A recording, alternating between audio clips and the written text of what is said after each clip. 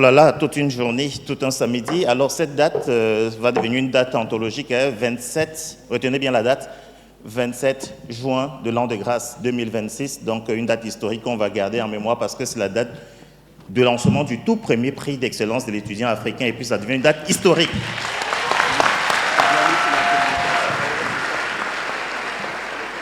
Alors moi, je suis bien heureux d'avoir traversé l'Atlantique pour être ici avec vous ce matin et participer à cet événement parce que quand je vois tout ce talent, quand je vois toute cette émulation, quand je vois cette excellence, je me dis comment ne pas la voir et la promouvoir. Bravo, bravo pour cette organisation.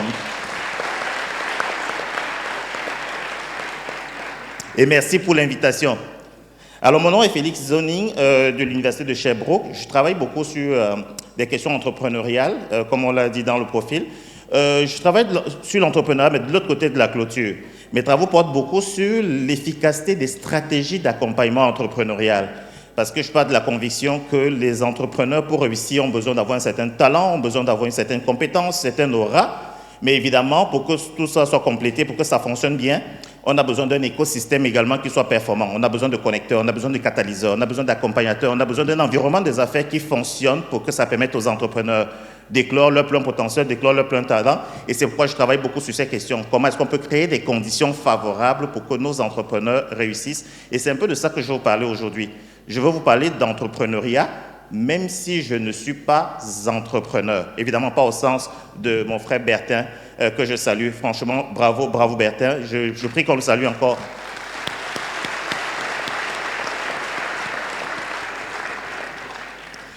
Alors donc, comme je disais, oui, pas d'entreprise créée, pas de start-up. Peut-être c'est pour ça qu'il faut qu'on se parle aussi, pour avoir peut-être l'autre côté de la clôture, pour avoir l'autre nuance. Dans ce sens que, évidemment, quand on est étudiant, quand on sort et qu'on sait par exemple qu'en France, le taux de placement des diplômés, c'est autour de 70% en moyenne, et encore que là, c'est une moyenne, donc ça veut dire que si on regarde secteur par secteur, communauté par communauté, ça peut être beaucoup plus compliqué que ça. Donc, quand on sait qu'on a 70% de taux de placement, on peut se dire, il faut peut-être penser à d'autres horizons. Au-delà de l'emploi salarié, qu'est-ce qu'on fait? Peut-être il faut penser à l'entrepreneuriat.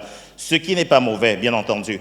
Mais ce dont je veux qu'on parle aujourd'hui, c'est de dire, oui, c'est vrai qu'on a un discours très fort, un discours ambiant très fort au niveau de l'entrepreneuriat.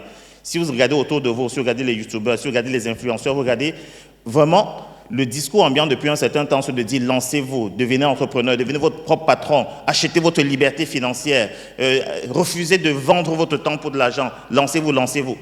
Ça, c'est fort intéressant de dire qu'il faut penser à l'entrepreneuriat, c'est vrai.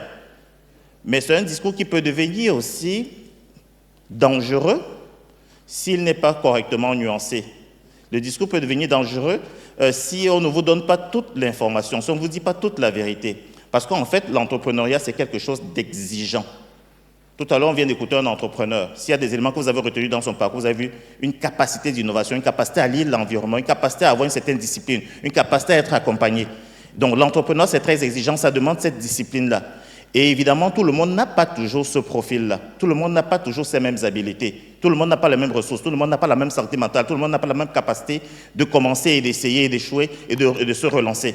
Alors donc, de vouloir laisser entrevoir à tout le monde que tout le monde peut entreprendre, c'est ça qui est en fait le plus dangereux. Donc aujourd'hui, en fait, je ne suis pas en train de vous dire que l'entrepreneuriat est mauvais. Non, au contraire, je suis l'un des principaux promoteurs de l'entrepreneuriat. Je crois en l'entrepreneuriat. C'est un vecteur d'innovation, c'est un vecteur de croissance, c'est un vecteur de création de richesse. Je suis un fan des créateurs de richesse. Quand je vois un créateur de richesse comme celui qu'on vient de voir, quand je vois un innovateur, un créateur de valeur comme celui qu'on vient de voir, je dis c'est ce qu'il faut promouvoir. Et c'est justement parce que j'ai eu la chance de voir ceux qui réussissent et de voir ceux qui ne réussissent pas, de voir ceux qui sont dans le doute, de voir ceux qui sont dans la renonciation, de voir également ceux qui vont se casser la figure, que je dis, c'est important de donner l'heure juste. Donc on ne vient pas vous conter d'histoire, on ne vient pas vous raconter un rêve, on vient vous donner l'heure juste de dire, oui, c'est une perspective, mais c'est important de savoir qu'en fait, vous n'avez pas besoin tous d'entreprendre. Il ne faudrait pas qu'on vous dise que vous avez besoin de tous devenir entrepreneurs dans la vie parce que ce n'est pas vrai, parce que tout le monde n'a pas les mêmes habiletés. Et ne pas le devenir, ça ne veut pas dire que vous n'avez pas réussi votre vie. Parce que le discours ambiant, parfois, ça va vous laisser entrevoir que si vous n'entreprenez pas, ou alors si au terme même d'un parcours professionnel, vous ne devenez pas entrepreneur, c'est comme si en fait vous n'aviez pas atteint quelque chose. Non. L'idée aujourd'hui, ce que je veux vous dire en fait, c'est ne devenez pas tous des entrepreneurs, mais par contre, devenez tous des entreprenants. Vous n'avez pas besoin de tous devenir des entrepreneurs, mais vous avez besoin tous de développer une capacité d'entreprendre. Et ça, c'est différent. La capacité d'entreprendre, c'est quoi? La capacité d'entreprendre, c'est la capacité, en fait, de lire l'environnement, de comprendre des opportunités, de comprendre des problèmes, d'identifier des besoins, de trouver des solutions, de trouver des ressources, de collaborer avec d'autres personnes, d'essayer de réussir ou ne pas réussir, corriger, articuler, se relancer. C'est ça, cette capacité d'entreprendre. Et cette capacité d'entreprendre-là, vous pouvez l'utiliser soit pour créer une entreprise, ou alors vous pouvez l'utiliser même dans d'autres organisations. Tout le monde ne deviendra pas entrepreneur, certains deviendront des artistes, certains deviendront des gestionnaires, des consultants, des experts.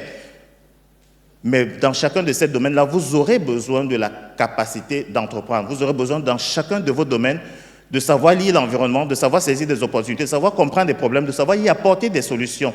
Et c'est en fait ça qu'on veut que vous développiez, cette capacité d'entreprendre, parce qu'en fait, le plus important, ce n'est pas tant de dire « il faudrait absolument que je sorte avec une start-up clé en main », mais le plus important, dans cette aptitude entrepreneuriale qu'on veut que vous ayez, parce qu'on veut que vous ayez l'aptitude entrepreneuriale, mais cette aptitude, en fait, consiste à dire « il ne faudrait pas que je sorte avec une seule option, il ne faudrait pas que je sorte avec une seule corde à mon arc, il faudrait que j'ai plusieurs cordes à mon arc ». Dans le récit qu'on vient d'écouter, il y a quelque chose qui m'a frappé, c'est cette dimension de serial entrepreneur. Combien d'entreprises il a créées?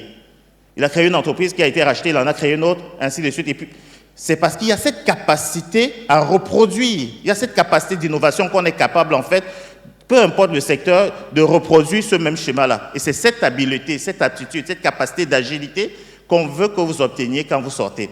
Et donc, être capable d'entreprendre, ça suppose quoi? Ça suppose, et peut-être on va passer à la slide d'après, ça suppose que dans vos études, il y a quelque chose d'important qu'il faudrait faire.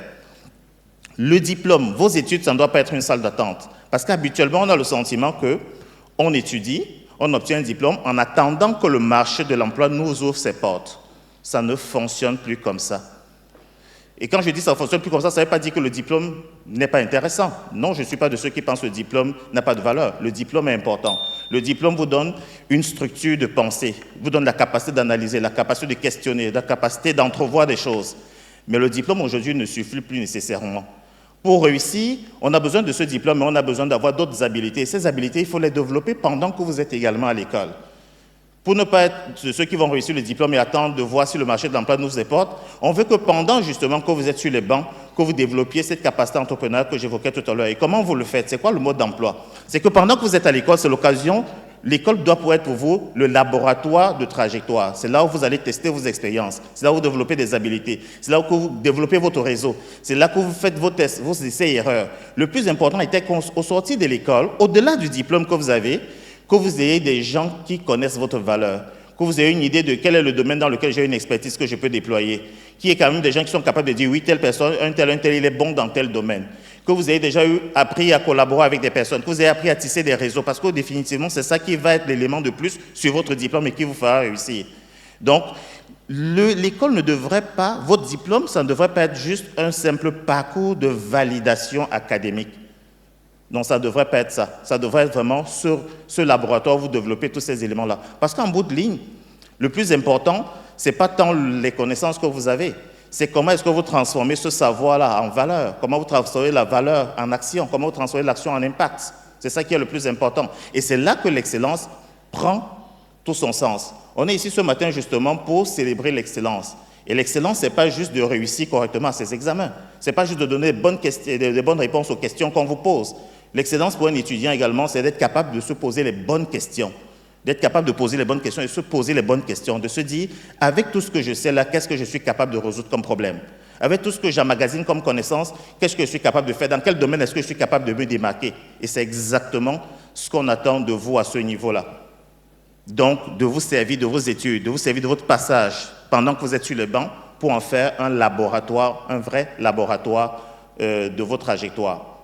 Et j'aimerais sortir par un quatrième point qui est très important parce qu'en fait, oui, vous êtes des étudiants, mais vous êtes des étudiants africains en France, vous faites partie d'une certaine diaspora, vous êtes ici et là-bas, vous avez une connaissance très fine des réalités d'ici, vous avez également une très grande sensibilité africaine, et donc parfois ça peut amener un certain tiraillement, de se dire est-ce qu'à la fin je reste ici ou est-ce qu'à la fin je retourne là-bas? Vous ne devrez pas être tiraillé par ça. Ce que vous devez essayer de faire, c'est d'être un trait d'union. Vous devez prendre conscience de ce que, en étant une diaspora, parce que c'est également ce que vous êtes, vous avez un avantage très important que beaucoup n'ont pas. Vous avez l'intelligence contextuelle. Vous avez la double culture. Vous avez une très bonne connaissance des mécanismes en France, des institutions, des réalités. Vous avez également une bonne connaissance des besoins, des enjeux qu'on a sur le continent. Donc, ce qui fait que comme diaspora, vous devez aller au-delà de ce que la diaspora a souvent été jusqu'ici, d'être cette diaspora-là qui fait des transferts, ce qui n'est pas mauvais. Cette diaspora sociale qui aide, qui appuie, qui soutient. Mais aujourd'hui, la diaspora a vocation à être beaucoup plus que ça.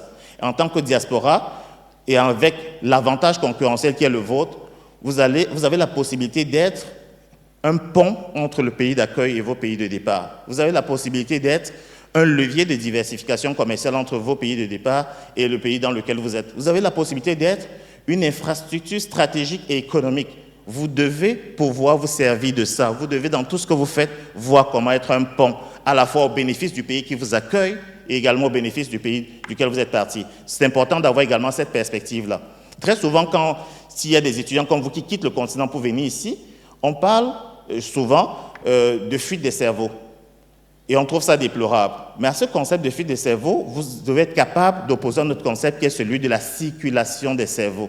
Parce que tous les talents que vous avez aujourd'hui, tous les talents que vous êtes capable à partir d'ici de faire des choses. Vous êtes capable aujourd'hui d'investir, de créer. Sur les 600 incubateurs, accélérateurs qu'on a sur le continent, plus de 75% sont financés, soutenus, supportés par des gens qui viennent de la diaspora. Donc vous avez cette capacité, cette compétence et surtout cette lecture internationale qui fait une différence importante. Donc c'est pourquoi je voudrais sortir par là pour vous dire, oui, c'est important dans vos études de développer des habiletés entrepreneuriales, pas nécessairement pour devenir entrepreneur, créateur d'entreprise à tout prix, je ne dis pas que c'est mauvais, j'insiste dessus, mais pour être capable dans tout ce que vous faites, si vous n'avez pas créé d'entreprise, dans tout ce que vous faites, d'avoir ces capacités-là, ces habiletés, de les développer même en intrapreneuriat. Et également de vous faire savoir qu'en tant que diaspora, c'est important d'avoir également cette perspective transnationale. Et à l'instant où je termine, je voudrais également, vous qui êtes diplômés maintenant, ou alors vous qui allez être diplômés, de vous dire une chose qui est importante de garder. C'est Michel-Ange qui disait dans sa prière, « Seigneur, accordez-moi la grâce de toujours désirer plus que je ne peux accomplir. » C'est exactement ce que je souhaite pour chacun et chacune d'entre vous. Que dans chacune de vos vies, vous gardiez l'envie. Que vous gardiez l'envie de réaliser. Que vous ayez gardé le désir de réaliser des choses et de faire de votre existence quelque chose de grand et de fort. Gardez toujours cette flamme, gardez cette fougue, gardez cette émotion, gardez cette passion. C'est important parce que le savoir est un pouvoir. Ce pouvoir, il faut l'avoir. Merci. Merci de façonner encore une fois M. Félix Zogning.